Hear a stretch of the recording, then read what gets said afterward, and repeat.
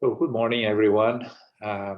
We start today a new journey, a new book. This is the sixth book of the collection, Life in the Spiritual World, by Andre Luiz, through the psychography of Francisco Cândido Xavier. Each book tells the experience of Andre Luiz working in the spiritual world from Nosso Lar, the place that he reached on the first book, and as he learns and acquires knowledge on how to assist us here in the physical world, or spirits in the spiritual world in the lower zones, he shares with us his knowledge, his doubts, and the books are very helpful because they reflect our doubts, they reflect our hesitations and our learning to understand life in the spiritual world. So, of course, we know that Andre Luiz, by the sixth book, is much more experienced, and he's ready for more difficult experiences, which is what we are going to see in this book. The basic of this book is the rescue of a leader of the lower zones, Gregory, that was a former pope. And but until we get there, we have a lot to go. The book starts with an introduction by Emmanuel. It's a very interesting because it's completely different from the others. The other introductions, and Emmanuel talks about life in the spiritual world, experiences, and here he tells us a story, a beautiful small story about a little fish, a little red fish. Of course, you can read this introduction as a nice small tale, or you can go deeper and try to find what Emmanuel tries to tell us. We know that Emmanuel, more evolved spirits, will never waste words or waste an opportunity to teach us. So in this story, Emmanuel goes deeper in our experience as human beings and what we have around us and what we are living today. If we could make the correlations between what he describes here, the experience of this little redfish, and us as individuals, or especially as a society. So we are going to go over it, try to analyze it more deeply, because it's worth discussing it and studying it, and trying to understand what Emmanuel wanted to tell us in this introduction. So this is just the introduction. It's not yet Andre Luiz and his experiences, and but there is a lot for us here to think about and to discuss. So Zoraida, you're going to read for us today. Philip took all the readings on Thursday, so we'll give him a break today. Okay, no problem at all. Okay. At the open entrance gates to the Christian endeavor and edifying knowledge that Andre Luiz is disclosing to us, we are pleased to recall an ancient Egyptian tale about a little red fish. In the middle of a beautiful yard, there was a large pond lined with turquoise blue tiles. The pond was fed by a small stone canal, and its waters exited through a narrow gated opening at the opposite end. In this welcoming pond lived a large community of fish, loitering about, well-fed and content, in intricate hiding places that were luxuriant and shady. These fish had elected one of their finned comrades to act as their king, and there they lived, completely unconcerned amidst gluttony and idleness. Amongst them, however, lived a little red fish who was bullied by all the others. He wasn't allowed to look for even the smallest worm or find shelter in one of the muddy crooms and crannies. Being voracious and pot-bellied, the other fish hogged the best worms for themselves, and they indifferently occupied all the places meant for rest. The little red fish swam and suffered. He moved about constantly, persecuted by the heat or tormented by hunger. Since he couldn't find a spot in which to rest in his vast home, the little fish didn't have much time for leisure, so he began to take quite an interest in studying the pond. He counted all the tiles that lined the sides of the pond. He made a list of all the crannies and caves, and he knew exactly where most of the mud would accumulate as a result of downpours.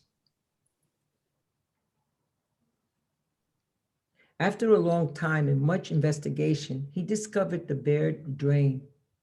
Faced with an unforeseen opportunity for a world of healthy adventure, he said to himself, wouldn't it be interesting to get to know life better and explore other places?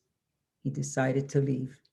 In spite of the fact that he was so skinny from lack of nourishment, he still suffered terribly when he lost several scales as he swam through the very narrow passageway. Okay. Okay. Okay. Mm-hmm. Whenever you see the red is when we stop. Okay.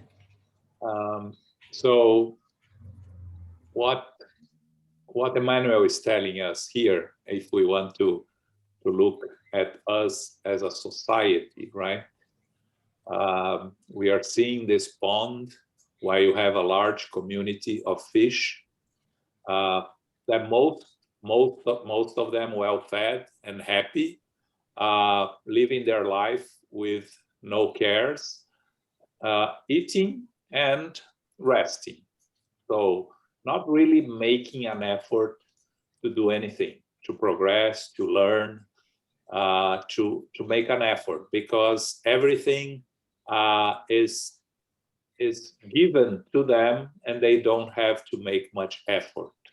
So when we talk in Spiritism, one question that always comes is, why aren't we all wealthier as a society? Why aren't we all richer so we can all live better? Why many of us have to struggle?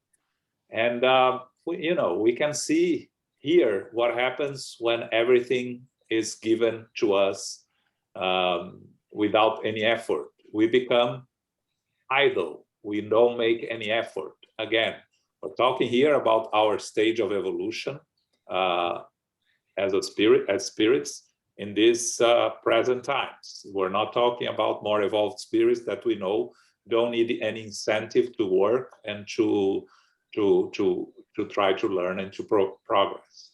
So here you see a society, very comfortable society of fish that are well-fed, fat, and idle. And then amongst them, you have one that is struggling. That is a small fish that is bullied by all others. So the oppressed in society, we could say, right? What does he do? He's being all the time persecuted, bullied, so he doesn't have much food. He has to struggle to find food. He has to struggle to find shelter. So he moves around constantly, trying to escape the heat and trying to find food. So because he couldn't rest, he didn't have time for leisure, he began to study the situation, study the pond. He started to learn. So the necessity of finding better ways to survive, he decides to study his whereabouts. And so he studied the ponds, he started to look at the caves, he counted the tiles, he knew where the mud accumulated. And then after looking around on this large pond for a long time, he discovered the drain that connected the pond to the outside world. And he, you know, reflects to himself, what is on the other side of this pond? Is this pond all the world, or there is something else? If we want to, you know, to relate to an event of us as a society, we can think of the great discoveries that we went over on the way to the light. So why why people in Europe wanted to navigate in the oceans without really knowing what was on the other side of the ocean? Because they wanted to find ways to different lands, if they existed, and find new sources of food, new sources of knowledge.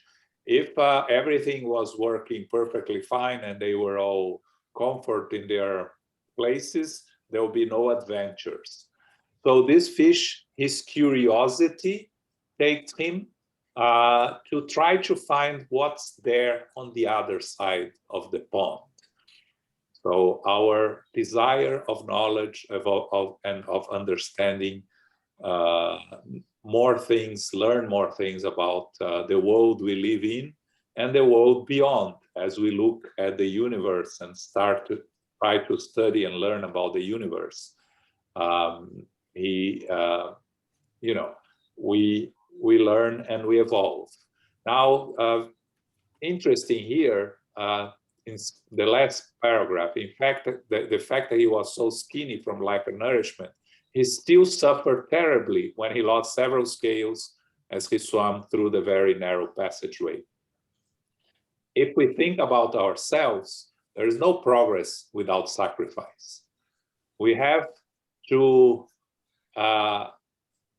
as Elmo likes to say, when we accumulate intellectual knowledge, on the moral aspect, we have to eliminate our imperfections. We have to shed our imperfections. We have to lose some scales as we try to evolve and to progress.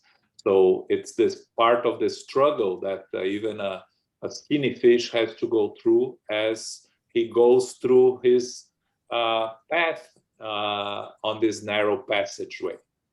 So I think now I gave you an idea of what we are looking here in this story and how we are comparing to ourselves and to society, okay? Any comments, questions here in this beginning? No? Okay. No? Okay, so let's continue with our little tale. Okay. Saying encouraging promises to himself, he advanced optimistically along the canal, enchanted with the new scenery rich with flowers and sunlight, and he continued on, inebriated with hope. After a while, the red fish reached a big river and made a lot of new acquaintances. He met fish from many different families who befriended him, advising him about the problems he might run into along the way and pointing out the easiest course.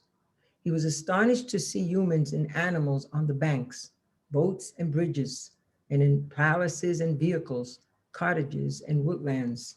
Since he was used to having little, he lived very frugally, thus never losing his lightness and natural agility. At last, the redfish reached the ocean, swimming from the newest and thirsting for exploitation. To start with, enraptured by his passion for observation, he approached a big whale for whom all the water of the pond in which he had lived would be nothing but a small sip. Impressed with his spectacle, he came closer than he should have and was sucked in along the elements that made up the whale's fish meal of the day.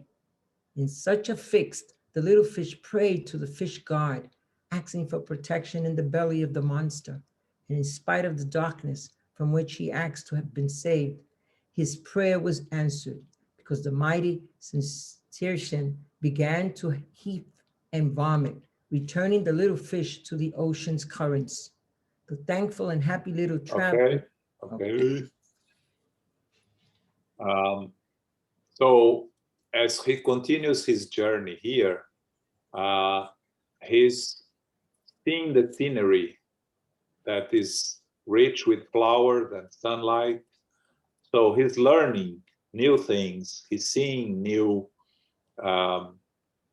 he's receiving new teachings from the world around him. So, and he gets to a big river.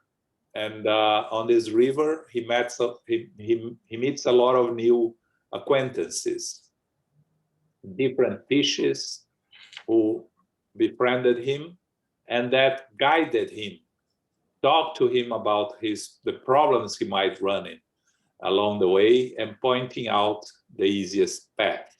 Again, if we look at our lives, we will always find those that are willing to guide us, to advise us in every aspect of our journey. You know, we start with our parents, and then as we grow, we have friends, we have teachers, we have, you know, different types of guides that tell us the problems that we may face on our journey, and trying to tell us the easiest path that we should take on our life. Do we always listen to them? Of course not. We make a lot of, we decide to, a lot of times to choose our own path, and we end up making a lot of errors and having to face the consequences. But here, again, in this journey of evolution that this small fish is going through, we see that he's learning from the teachings he's receiving.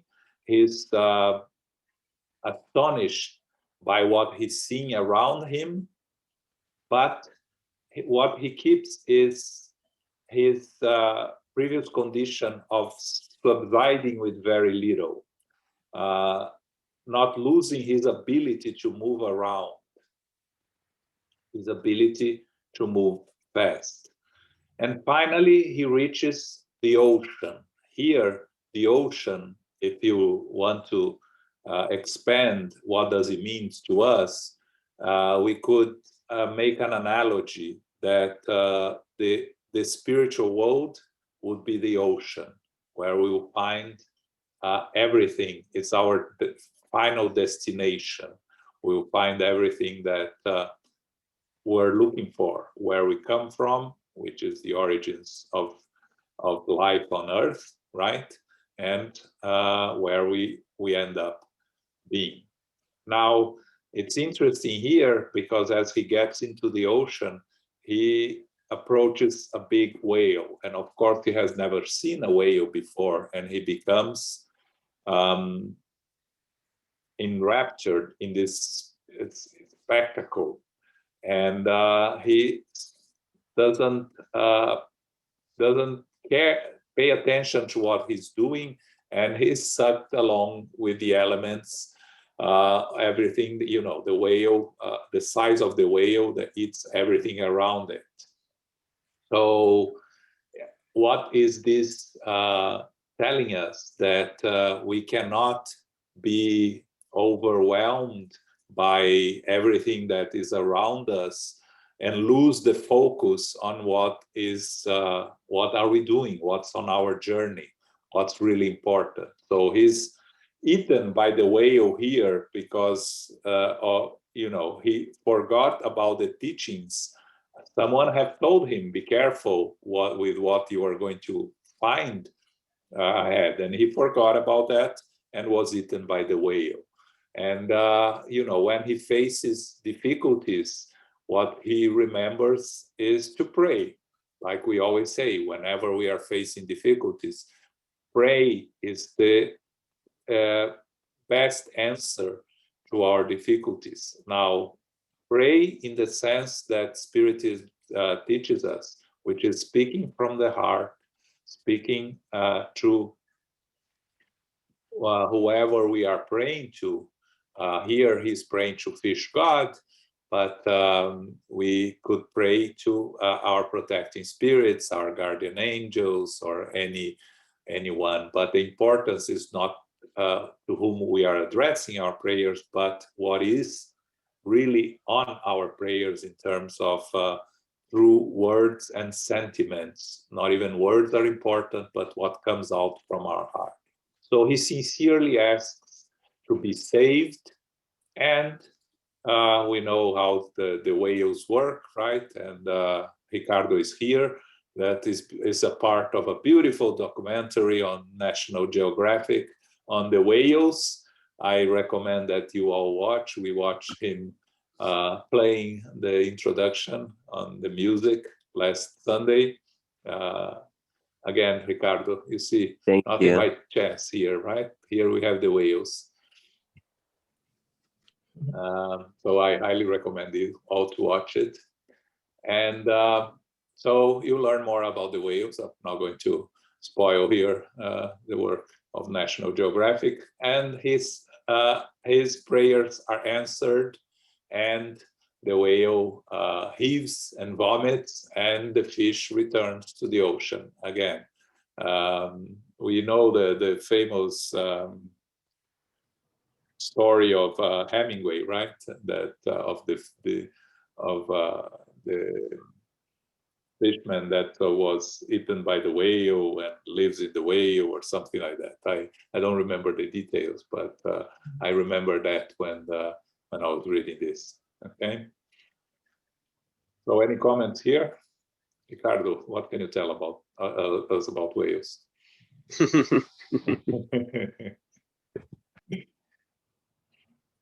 Okay.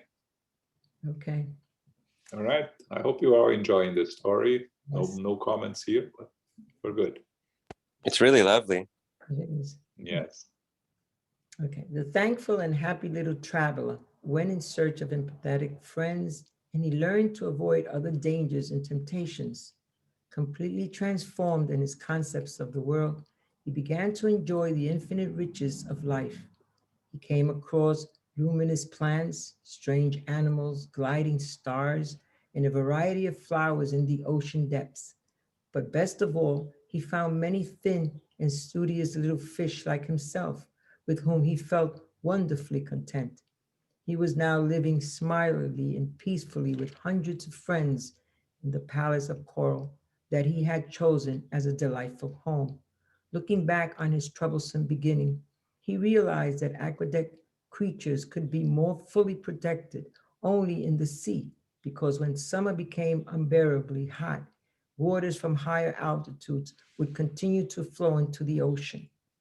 The little fish thought and thought, and feeling an immense compassion for those with whom he had lived his early years, he decided to dedicate himself to their progress and salvation. Wouldn't it be fixing to return and tell them about the truth? Wouldn't it be praiseworthy to assist them by giving them this precious bit of information? The red fish didn't hesitate. Supported by the generosity of friendly benefactors who lived with him in the palace of coral, he understood the long trip back. Okay. So what we can reflect here, Andre Luiz journey, right?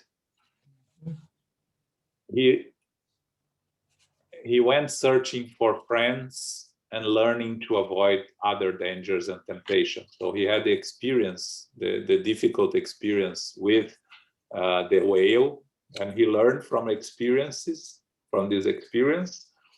And we always discuss here on our spiritual journey, as we evolve by making errors and learning from our mistakes and moving forward. Because like here, he made a mistake and he was eaten by the whale, but he prayed, asked for assistance, was freed from the whale. What were the consequences of his learning here?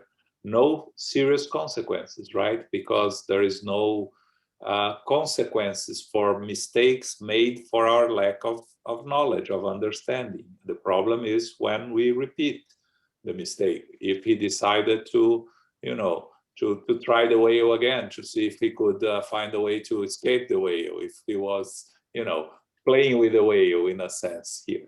So he, learning more about the world, he start enjoying everything that this world, the ocean, had to offer him.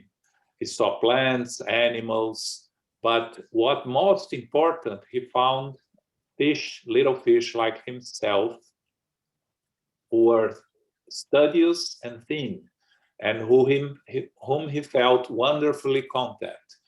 As we talk about our journey back to the spiritual world, where we will find ourselves, we will find ourselves surrounded by those that vibrate at the same level that we vibrate. So we will find the companions that we ask for, that we look for. So this is what he found there. Once he found his companions, he was living there happily, learning, and this is he was living in this palace called the Palace of Coral, and the more he learned, the more he started to reflect back on his journey and on his beginnings. And he started thinking about those creatures that he left behind, those big fish there. And he learned that the destiny that is safe is the place that the ocean.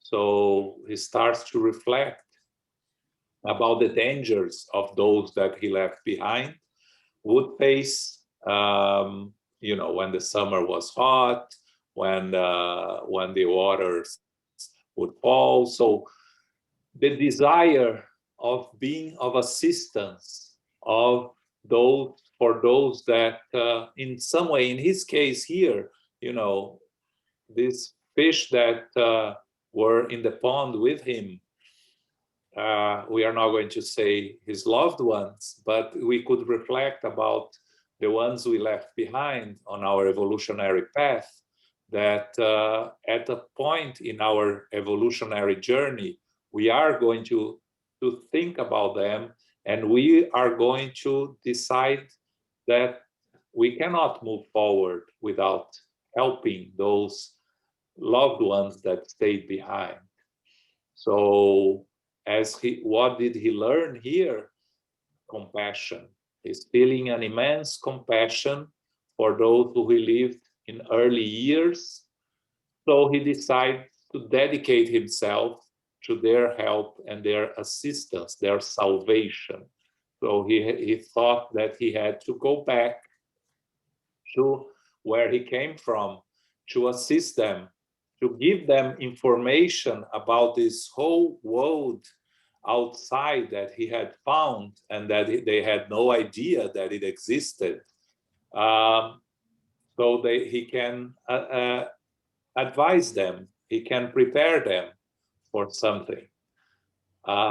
Doesn't it look like the spirits that come to tell us about life in the spiritual world and the opportunities we have on our journey? It's exactly our evolutionary path, right? As we learn, we become hunger for more learning, for more understanding. We continue this journey of intellectual evolvement, but intellectual evolvement reaches a point that it doesn't go any further if we don't have any moral evolvement. So we start also to develop our moral side, And that's when we become compassion. We become, we learn that the only way to evolve is by helping others. And helping others, of course, brings us our loved ones and our need to help them first place, because we cannot help everybody at our stage, but we can help some. And the ones that we are going to try to help first are our loved ones. Doesn't always work, but it's what we are, it's our natural inclination to do. So our little friendly small fish took the long trip back to the pond. Okay, that's what the decision he made is, that he cannot continue enjoying his happiness in this palace without being of assistance and being of help to the fish, the big fat fish that he left behind. Okay? Yes. Any comments here? Questions? Okay, yes, Sue. Thank you, Joel. I just really related to the long journey from the little pond to the ocean till he finds empathetic friends and thin and studious little fish like himself. I had this sense, for many years I did 12-step groups, and I learned so much, but the energy in those groups, the vibration, the pain and suffering, it was just so strong for me. It was hard to attend those groups. And over time, I'm 50 years old. It's just this year finding groups where people are studying spirituality. Spiritism is one of the three main ones that I'm studying. And the vibration in the groups is so much better. I finally feel like I found a place that resonates. I relate to that part of this passage. I pass. Thanks, Sue. Yes, we're happy to have you here also. It's a journey for all of us of learning, and it's interesting that you mentioned the 12 steps, right? We have Paco here that always mention about the 12 steps and his experience through it, and that brings us a lot of knowledge on it. So thank you. Anyone else? Okay. So let's see his journey back to the pond. Okay. He returned to the river. From the river, he went up creeks, and from the creeks, he swam up the canal, but led him back to his first home. Sleek and satisfied as ever because of the life of study and service to which he had dedicated himself, he passed through the barred opening and anxiously went looking for his old companions. Stimulated by this exploit of love, the redfish believed that his return would cause both surprise and general enthusiasm. The entire community would surely celebrate his feat, but he soon learned that no one cared in the least. They were the same fat, lazy fish as always, loitering about in the same mud-filled crannies protected by lotus flowers, from which they emerged only to munch on lava, flies, or poor little worms. He cried out that he had come home, but no one paid any mind, because none of them had even noticed his absence in the first place. He received only ridicule. He then sought out the fish king, a fish with enormous gills, and told him about his revealing adventure.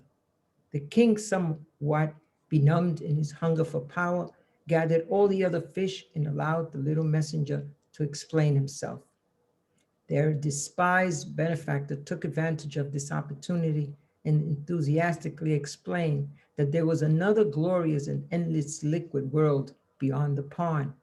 The pond was nothing and could disappear at any time. Beyond the nearby drain, another life and another experience unfold. Outside it, There were creeks decorated with flowers, mighty rivers full of all kings of beings, and finally the ocean, where life appeared richer and more surprising each day. He described the life of the mullet and salmon, the trout and the dogfish. He told them about the sunfish, the rabbitfish, and the buckler dory. He told them that he had seen the sky adored with millions of sublime stars, and that he had discovered giant trees, huge ships, ocean-side cities, fearsome monsters, submerged gardens, and starfish. He even offered to lead them to his palace of coral, where they could all live peacefully and prosperously. Finally, he informed them that such happiness, however, had its price. They would all have to lose a lot of weight, which meant abstaining from so many worms and lava in their dark hideaways, and they would have to learn to work and study as much as required for the venturesome journey. When he was done, his listeners guffawed loudly. Nobody believed the little fish. A few speakers took the floor, solemnly stating that the little red fish was clearly delirious, that any other life outside the pond was obviously impossible, that his story about creeks, rivers, and oceans was the mere fantasy of the deranged mind. Others even declared that they were speaking in the name of the fish god, who looked down upon them and them only. Just to ridicule the little fish a little more, the king went with him to the drain. But after making a half-hearted attempt to go through it, the king exclaimed loudly, "Can't you see that not even one of my fins would fit through here? You big fool, get out of here. Don't disturb our peace of mind. Our pond is the center of the universe. No one else has a life like ours." Expelled by these blows of sarcasm, the little fish made the trip back and permanently settled in the palace of coral, biding his time. Some years later, a terrible drought devastated the land. Water levels dropped. The pond where those idle and vain fish lived went dry, and the whole community perished, strained in the mud. Okay, interesting, right? And we relate to what we live here on this planet. So he goes back there, and he thinks that they will be all happy to see him back from his spiritual journey, if we can call it that. And he was surprised to see that no one cared. They didn't even notice that he left. They were all the same fat, lazy fish. And he started to tell his stories, and nobody paid attention to him. Nobody listened to him. So finally, he went to the Fish King. Remember, the Fish King was chosen by his fellow fish. So he was a representative of the other fish. And he told the kingfish his adventure.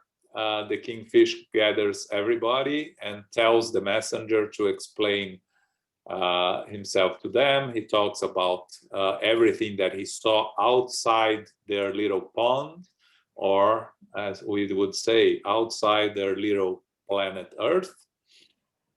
Everything that is beautiful outside it that they could find, and the reaction, they laughed at him because they didn't believe anything he said. He said, for you to journey outside the pond, you have to lose weight, you have to learn to work and study.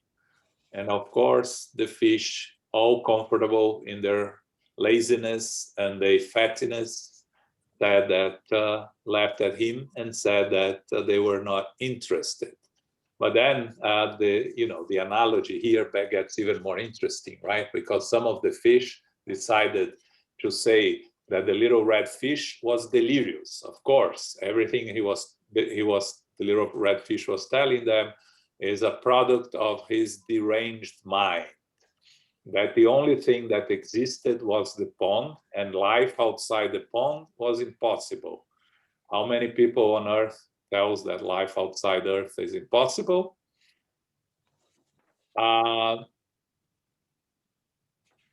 He was a deranged mind. And of course, many of them telling the fish that they were speaking in the name of the fish god. So can we relate to many religions here on earth that claim to speak in the name of God, and they have the exclusivity of God that looks down upon them and them only, as if we don't have one God for everybody. And finally, the king goes there to see if he could go through it, and he says that I cannot, not even one of these fins can pass through. Get out of here! You are disturbing our peace. And the little fish decided that he made the effort, but something we always say here: you cannot help those that have no desire to be helped. That's a very important lesson that we need to be very aware of, especially when we try to help and assist our loved ones. If they are not interested in being helped, there's nothing we can do. We can pray for them and wait for their time. Eventually their time will come, because the law is of progress and everybody will have to progress. So the fish here, the little fish, he went back to the palace of coral. And what happened to the pond? A drought devastated the land, and all the community perished, stranded in the mud. So they thought that the pond, it was all it existed, and when the pond was destroyed, they all perished because no one decided to listen to the little fish and to the guidance that he was offering to them. So you see here how profound all this small story that Emmanuel brings to us, and he relates to us here on earth, and how beautiful this story is, and how important for us is to reflect about it, to be able to use it for ourselves. Okay. Yes. Just read the comments, the final comments by Emmanuel, Yes. and then we see if anyone has anything to say. Okay. Andre Luiz' efforts to light a torch in the darkness is like the little red fish's mission. Enchanted by his discoveries involving the infinite way, accomplished after much suffering and conflict, he returns to the environs of the earth's surface to tell his former companions that beyond the little cubicles where they live, another life shines, more beautiful and intense, but which requires detailed individual improvement for the journey through the narrow passageway, which gives access to sublime enlightenment. Andre Luiz speaks, informs, prepares, and enlightens. However, there are many human fish who smile and live mordancy and indifference in their search for transitory crannies, in their struggle for temporary lava. They expect to find a course-free heaven after death, full of dazzling wonders. But aside from Andre Luiz and us, humble servants of goodwill, the divine shepherd spoke these imperishable words to all those walking the pathway of human life, to each according to his deeds. Emmanuel. So 1949 was this book written, Yes. psychography. So we see here what Emmanuel tells us, right? This is Andre Luiz's journey. He brings us his discoveries from the spiritual world, his teachings and learning about all the experiences he's going through the spiritual world that happen through suffering and through conflicts. And, you know, he refers to, we read No Solar and we see all his struggles from the lower zones to life in the spiritual world in No Solar, and his struggles with his loved ones that, you know, if you haven't read No Solar yet, it takes the whole book, he tries to reconnect with his wife that he left behind and his children, and the struggles that this all takes him, that happens towards the end of the book, right? So Andre Luiz brings us all this information. He informs, prepares, enlightens us. However, many of us here, we human fish, who smile and live with indifference towards our spiritual nature. We are too busy focusing on our physical lives, on our physical needs and our daily struggles, we don't dedicate any time to our spiritual nature. And we simply believe that we are going to have a cost-free heaven, as Emmanuel says here, after death. But as Jesus told us, to each according to his deeds. So we will face the consequences of our own journey, of our own life. We will have to deal with what we are doing here. So the opportunities we are having here on this planet, the learning opportunities, the chances that we have to evolve spiritually, to prepare ourselves on this journey to face a better future for us when we are back in the spiritual world, is the opportunity that the spirits are giving to us. But it's on each one of us to make use of this opportunity and to prepare ourselves better for our journey when we are back in the spiritual world. And, you know, we are all here trying to learn, trying to study. So, of course, what Andre Luiz and Emmanuel says here theoretically does not apply to us, because we are here trying to learn and trying to evolve and trying to evolve spiritually. But it's important that we understand and we continue on this journey, and we continue to use all this knowledge that we have been receiving to apply them on our daily lives.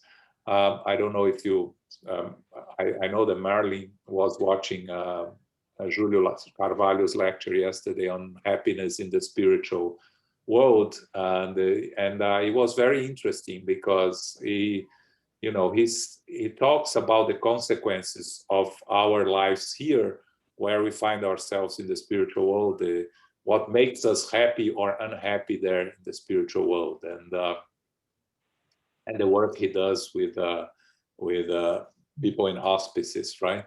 So, you know, it was a very interesting lecture. For those that missed, if you want, you can watch on our YouTube page on the USSF Talks section.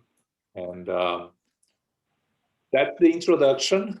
I hope you enjoyed, and if anyone has any comments, any questions, otherwise we start the book.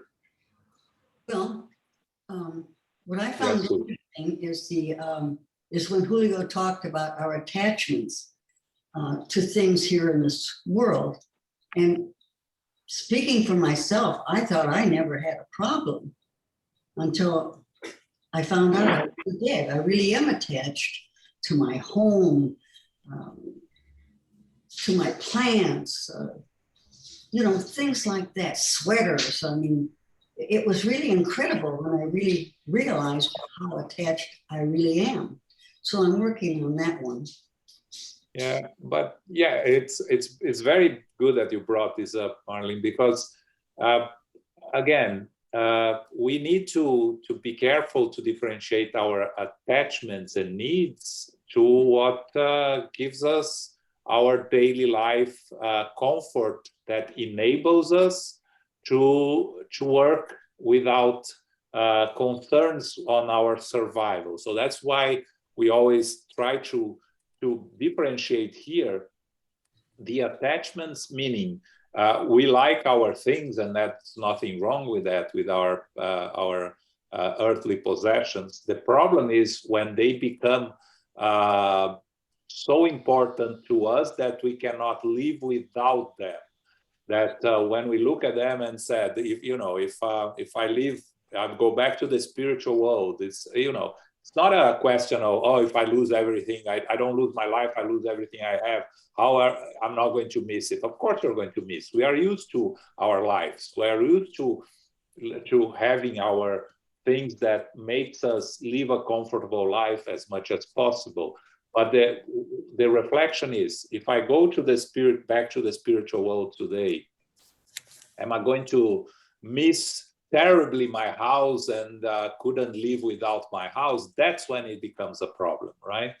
If we understand that all our possessions in this physical world are transitory and that they are important for our daily lives, but that is as much as they are important for our daily lives, not for our true happiness. And that's what Julio tried to address very well yesterday, right? So it's really important, and you are right. We have to think about it. We have to analyze what's really important to us, and everything that surrounds us.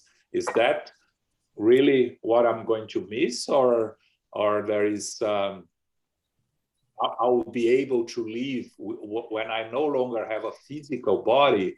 I will be able to live without all these material, physical things that surrounds me during my daily lives.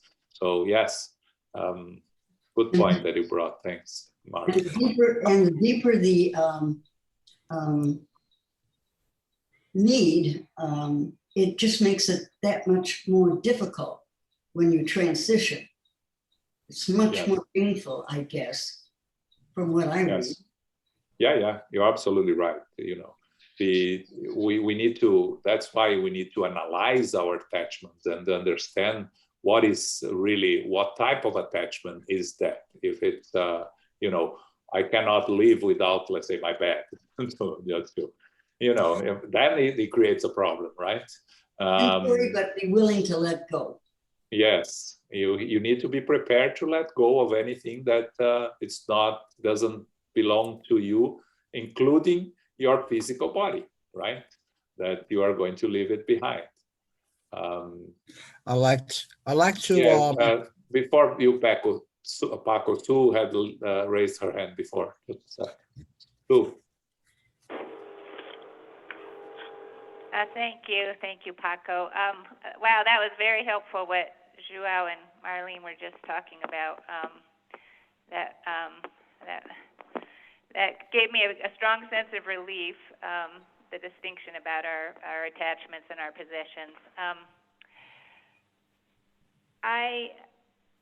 The thing I was thinking of as you were reading about the king and all the fish in the little pond, how they responded to the red fish, was the American psychiatric system. I think it's different in Brazil to some degree, but in America,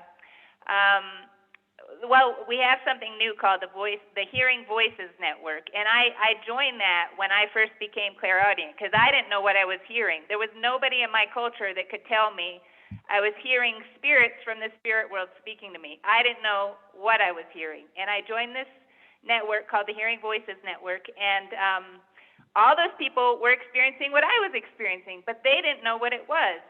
And many of them had been through the American psychiatric system and been given heavily medicated and been told that they were quote unquote hallucinating. And I know, based on my experience, some of those people I don't think even had mental illness. They just were experiencing the spirit world. Others of those people had a combination. They were experiencing the spirit world and they had mental illness. But they were told by the American psychiatric system that all that was going on was mental illness. And I remember at the time being so confused. I even got a book. It was the latest book of the latest techniques for how to deal with if you hear voices. And there was, it was like a 300-page book and all these different exercises you can do, but never once did they suggest, well, maybe you're hearing voices that are spirits in the spirit world. So I think our psychiatric system, there are exceptions, but by and large, they're that little pond. Thank you for listening. I pass. Yeah, you are absolutely right, Sue. And it's not much different in Brazil, to be very honest. There are spiritist psychiatric hospitals in Brazil that use and combine the spiritual treatment. Because as you are absolutely right when you said, there are many that think that they have psychiatric problems and they don't. There are some that have, because there are, sometimes the hallucinations, and it could be a problem with the brain. Yes, but actually Elmo can talk better about this than me. But there is at least in Brazil, it's well known. Spiritism is well known in the sense that people, when they have problems, many of them end up in spiritist centers looking for help and assistance, and some of them are helped and benefit from it. And because once you learn that what you are hearing is spirits and you are not crazy, those that are really listening to spirits and are not crazy in the sense, they are going to be able to, if they can and they are ready to, they can study and learn more about how to deal with this. Because the problem, and again, just to give you an example of what happens in so is that these people go to the spiritist center, and the first thing they say is, I want to stop hearing the voices. And you can't, right? And a lot of them get frustrated and they leave, because it's not that you can stop listening. You can start recognizing what the voices are and understanding how to deal with the voices, and if you should pay attention or not to the voices. We had someone in the very beginning of SGNY, a good 18 years ago, that came to our center that, she was hearing voices all the time, and she actually had many problems with that. And through the knowledge and learning about spiritism, she was able to educate herself about the voices, how to address, because she was a type that would go to people, telling people, listen, there is someone here that wants me to talk to you, and people would think that she was crazy. And she learned how to educate herself and improved a lot through the years. She's no longer with our group, but because she had made different choices, but she's ever grateful to the assistance that was provided because of that. Elmo, you have something to say here, because you follow a little bit closer these problems here in the US in terms of psychology, these people with problems. Oh. Nope. Okay. Paco, you're mute, Paco. You're on mute. I just wanted to make the comment that the story that we just read is very parallel to what we call Plato's caves. Yes, absolutely. In the book in the Republic, it's exactly the same. The guy's not in a pond, but in a cave, and the guy comes out and sees the sun shining, and then goes back into the cave and tells the people in the cave about the new world found, and nobody listens to him. That's the famous Plato's cave. C-A-V. As I was preparing for this, I actually saw it and I read it, but I didn't think I was going to bring it, because it was it's a very similar. You're absolutely right, but and I recommend that you read. And I actually, I don't know, Emmanuel says this is an old Egyptian tale, so maybe, I don't know if this came before Plato or after Plato, but for sure one and the other one is based on the other or vice versa, right? And I agree with you. But it shows you the spiritual truths throughout time. Yes, absolutely. Yeah, and you imagine that this the Plato's was, I don't know, 300, 400 years before Christ. I'm not sure exactly when he was, and he told this story, and you know, many people never heard about it, and it's a very truthful story, and we still continue to do the same, you know, 3,000 years later or 2,500 years later, I don't know. We still are struggling to learn from it. So Emmanuel brought this a good 70 years ago, right? And you know, Andre Luiz has been telling the story, and how many people are paying attention to it, are using this opportunity to learn. But again, it's in our individual journeys, right? And you know, it reminds me the story of a man walking on the beach, right, and throwing back the seashells back to the ocean, and there is a million seashells, and then another man passes by and says, and looks at him and looks at the seashells in the beach and tells him, do you think you are going to make any difference? And then the man that was throwing the seashells look at the shell he was holding in his hand, throws it back to the ocean and says, to this one, yes. So, you know, you can make a difference for individuals. You may not be able to make a difference for 8 billion people, but if you can help and assist a couple, you're already doing your part, right? You are doing what we are here, what we are supposed to do here, is to help and assist our brothers and sisters, and that's our loved ones or those that want to listen to us. I also like to make the comment that in the Jungian psychology, he mentions archetypes. Archetypes that refers to themes, ideas, and this story also conveys the archetype of a hero. You understand? The one that goes into the adventures like the Odyssey, Ulysses. Yes. Okay, once it goes out there and sets adventures and then comes back as a winner and sharing all those experiences. So it's also related to the archetype of the hero in Jungian psychology. Yeah. Yeah, you know, knowing Emmanuel and the knowledge and the evolvement of Emmanuel, and again, repeating what I said in the beginning, he never brings anything that is not extremely important and relevant, and of knowledge and of importance for our evolutionary path. So this introduction is a beautiful introduction, and it's amongst the books of life in the spiritual world.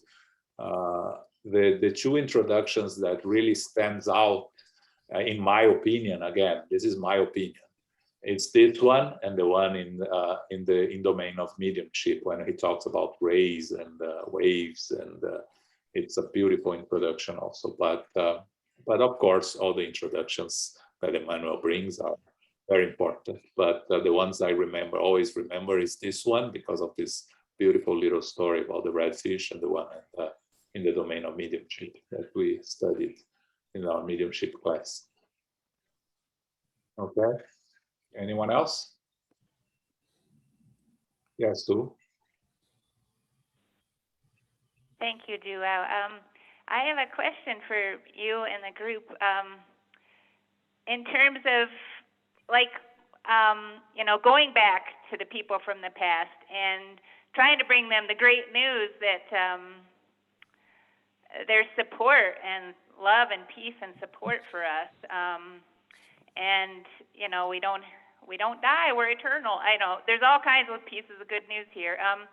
My family, I'm just wondering how people approach that. My family is in the 20% you talked about, Joao, where they do not believe that anything survives after the physical body dies. So so far, and I just do tiny little things, but I'm wondering how other people do this, where I try to tell my family something about what I'm experiencing with the spirit world, because some of it's just beyond anything I imagined existed. It's just, you know, the more evolved spirits that's possible for us. It's just been so beautiful, and try to share just some little piece with them. They shut the conversation down, and then I just let it go. But every now and then I try to throw a little piece in again. I'm wondering how people approach that part. Thank you. I pass. Yes, your experience is the same experience we all have here. You know how, you know, Soraya, I think you can talk a little bit about this, right? Absolutely. Oh, from the bottom of my heart, I've been struggling with this almost all my life, I could say. I'm at an age that years have gone by so fast, and I've been struggling with this so much. And somehow or other, you know, just like Emmanuel says it greatly at the end, to each according to their deeds. How much could you explain, even if you come out with certain ideas, like you just said, that you bring out little ideas now and then, and they don't want to hear it. So it comes to a point that after a while, you just let go, and you say you could only do what you can do. And if you're going to get sick over it, then it's not the right thing to do. But you know, most of us go through this with families, and this is why Spiritism is so grand and good, because it leads you to a point that you don't get frustrated. You move on. You continue and doing. Don't give up. Have faith, and all that they have taught us. You know, following Jesus's precepts. All that is what keeps me going. And yes, I have this almost every day of my life, but you know, I keep going. You just, you know, pray, like they tell us all the time. Prayers is the medicine, and you know, have faith that God knows what He's doing to each and every one of us. Yeah. I like to make the comment also, Joe, that sometimes it's much better to carry, like we say in self-help, to carry the message through attraction rather than promotion.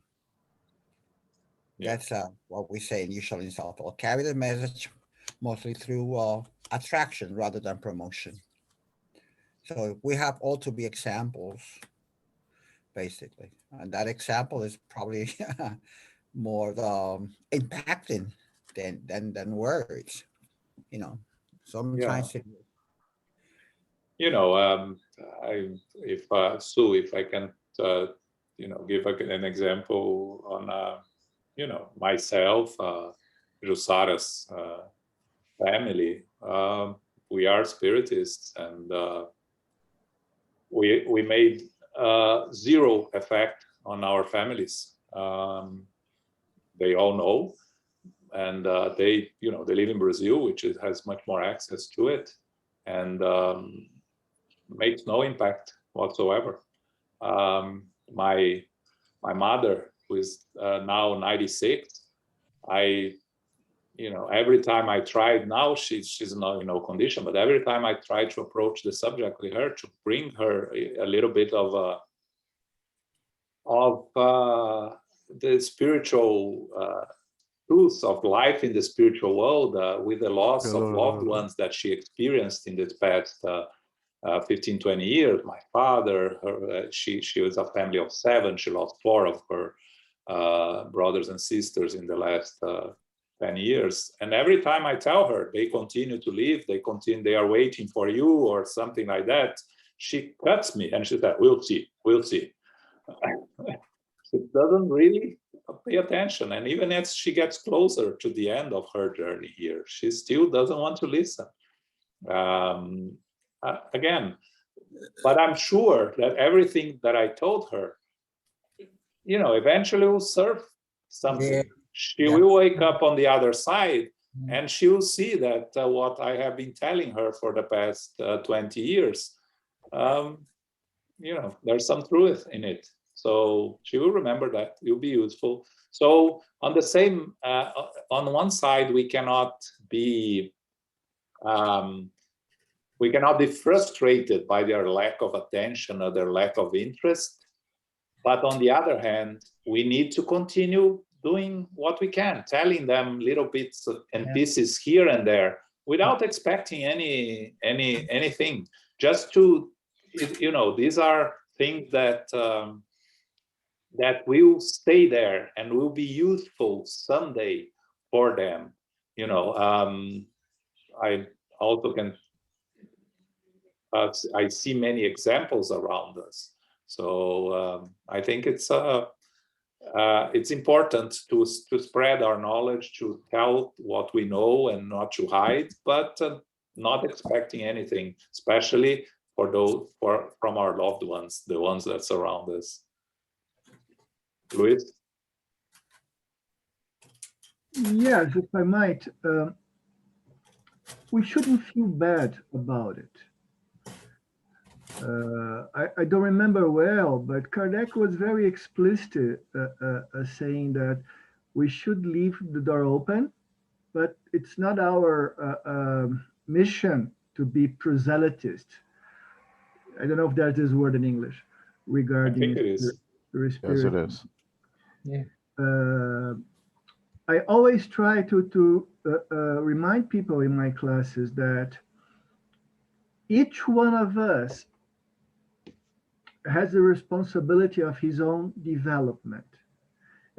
It's one's own work that will result in improvement. We should be available to teach, to say the right thing at the right time, to keep the door open, but we shouldn't feel bad if they don't listen to us. It's important that we keep that in mind. Thanks, Luis. Yeah. Can you hear me now? Yes, Elmo. Yes, sorry, we couldn't hear you before. Yeah, finally, my microphone was having a problem with me, with my ignorance. I'm trying to speak throughout this reading, I couldn't get it through. Okay. But I think you paraphrased most of what I was going to say. Start with Emmanuel. At the very beginning of studying of, you know, a little bit of mythology, you know, mythology 101, the first thing I have to learn is that every little thing that is presented in a story is a symbol and has a meaning, and it has to be broke down and analyzed carefully, right? It's the same thing with Emmanuel messages, and it's the same thing with the messages that he did not write himself, but he brings to us. And interesting enough, the two messages that you like so much, that I love so much as well in introductions, does not come from him himself. We picked for someone else, which is this one and the one in the domains of mediumship. And this passage is so rich. I mean, like each paragraph, you can talk about them for about an hour. You don't have time for that. But even the choice of picking up a story from the ancient Egyptian is meaningful. The ancient Egyptians, migratory beings to us, as much as we understand, they had to leave the pond and embrace in a different journey. Now, it's interesting because the little fish made a choice out of a necessity. And those ancient Egyptians, they did not have a choice, but was also out of necessity. So necessity is indeed a prerequisite for progress, almost for all of us, right? I would question here, let's assume that in that little pond, there was a sense of empathy. There is a sense of charity, and that little fish, because being little, would be taken care of by the community, would be embraced by the community, would be provided the best warmth so they could catch up in terms of size with them. Would that little fish ever take that journey? So my question is, what happens in a society where the Christian values are applied with regularity? How does that society progresses? Where we do to others what would like others to do to us in a consistent basis. What would be the force that propels us towards taking chances and progress? And I think we find that answer later on when we go to the little fish and have conquered the palace of the coral, the oasis, or in the Plato's cave, the one who reached the light. And that is not really true happiness if you don't share that happiness with others. That's what makes us go back. Paco makes that type of the hero, which is true, but in Plato's cave, instead of hero is the politician.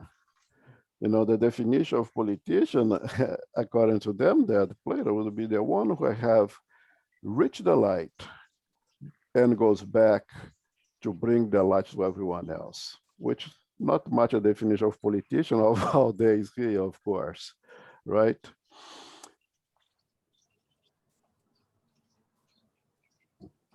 Another thing that's interesting is the king that they chose. I think that's extremely important for us to reflect. What we say is that we have the leaders that we choose because that's the leaders that we deserve. So when we look, we like to talk about politicians, we like to talk about what they are doing, but aren't they a reflection of what we are? Something that we need to reflect, very important also. We like to point fingers at what they are doing, not and forgetting that they are there because we place them there because that's what we deserve. That's what we choose. Very important for us to reflect in our days also. And it's so many stuff that because I didn't have the microphone to speak, I missed a lot of things, but you have to read this again and again and again, and every paragraph gives you 6 hours of conversation. Yeah.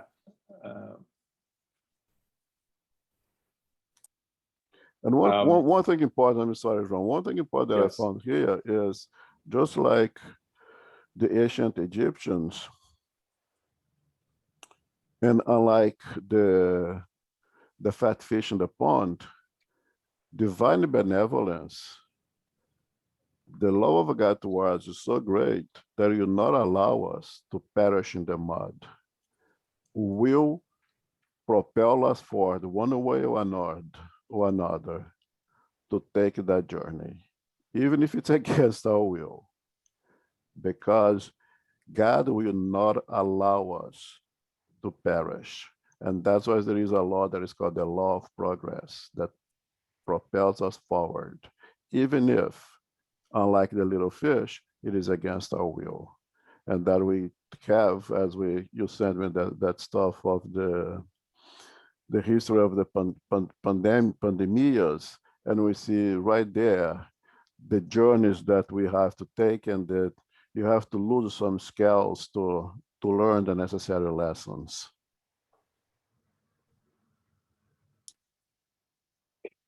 Yeah. What I'm trying to do is to bring this beautiful myth or tale to nowadays. How can it apply this to what we are living today?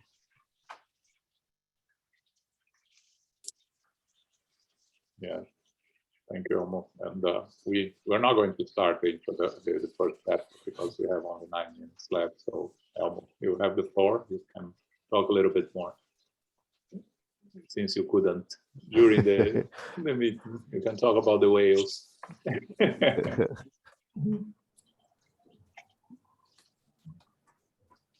I don't know what to talk about the whales. I mean, whales my favorite animals. My dream is my really passion is marine biology. I could talk about the whales. I love that show, that National Geographic show, but I don't really catch the symbol of the whales in the story, and I know that I'm missing something important there. Sorry, Sue has a question. Yeah, Sue.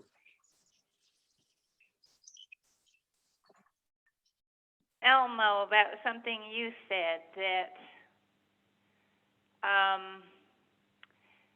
what would happen to that little red fish if everybody was empathic to him and looked out for his needs and took care of him, and how we grow and evolve and learn on our journey because of the pain and the hardship. Well, I'm so curious about this. Somebody once said to me, she was a woman who could see my spirit obsession. She said, "Wow, I've never experienced that darkness before. It makes me understand the light better." That's what she said to me. She's much older than me. So I find this play very interesting. But I'm wondering about. So am I right that as spirits, we just keep evolving, even when we evolve to the point past our need to incarnate? Do we keep evolving? I thought that we did, and I'm wondering if we evolve in the spirit realm, and it's still pain and suffering that propels us. I hope that's not too far out there. Thank you. I think that in the very beginning, in our more intellectual progress, we think of the snowball effect, right? When it was a small, little, tiny ball, we need something to propel us forward. We need something to help us to create a momentum that is perhaps external to us. But when the snowball reaches a certain size, it now generates its own energy. It becomes bigger and bigger and bigger and bigger. So in that analogy, I think it is our moral intellectual progress. In the very beginning, we need to be pushed. We need to be the skinny fish who cannot find food. They have to take chances. Out of necessity, we do things. Once we get a certain level of moral and intellectual progress, we had already that momentum going. So if today the practice of charity takes tremendous effort from us, well, we do because you want to go to Nosular, or we do because we don't want to go to the lower zones. Eventually, you do because we have that momentum within us, and we do it naturally. So our progress from now, if you need to go to hardship to generate that momentum, that's the divine benevolence providing us those opportunities. Eventually, we will have that momentum within us, and we will continue to progress, here and in the spiritual world everywhere.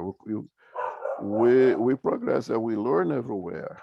We progress at our level here because here is where we have the opportunity to experience those hardships. Here is the little stream that you have to swim to reach the ocean. That's very helpful, Elmo. Thank you. And just to complement, you talk about we never stop evolving, even when we reach perfection, meaning we become perfected spirits and no longer need reincarnation. there is also a continued evolution, because we are never going to reach God, because we cannot become the creator. There is always going to be a space between us and the creator that we can get it closer and closer and closer, and it goes to infinite. So we are always going to be learning and evolving, even after becoming perfected spirits. But when we become perfected spirits, we no longer need to reincarnate. That's the difference.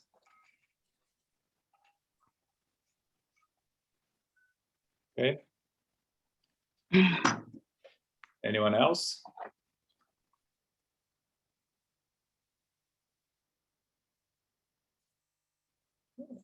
Okay. So we stop here.